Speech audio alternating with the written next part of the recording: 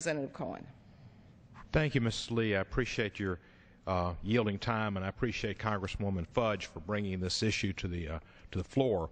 We previously heard from other congresspeople, and particularly the distinguished Congressman John Lewis, who was a civil rights hero in the 60s and risked his life, as others did, and gave their lives for the right to. We are experiencing today after International Nelson Mandela Day. Yesterday was Nelson Mandela's 91st birthday. Next month we'll dedicate a memorial to Dr. Martin Luther King on the Mall.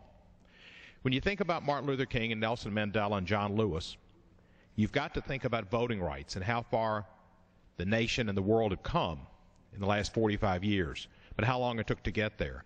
And to think that there are impediments being placed in the way of people to vote, whether intentional or not, I believe those impediments are being placed there intentionally to dissuade African Americans and Democratic-leaning groups from voting in the 2012 election.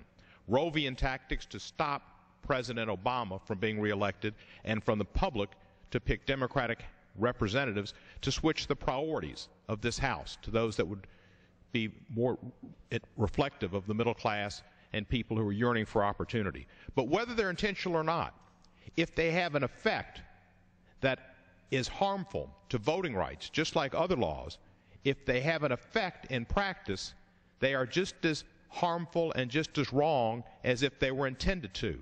And there's no question that these type of impediments to require people to get voter IDs, when 25% of African Americans in this country don't have that type of ID, yet 8% of Caucasians are in the same limitation of not having that type of ID. It's obvious that African Americans and students and others are the ones that are designed to be targeted by these laws.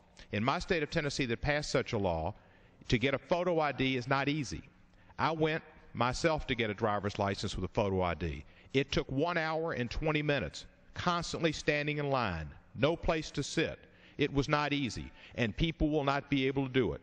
It will be an impediment to them and limit their opportunity to vote. It's wrong.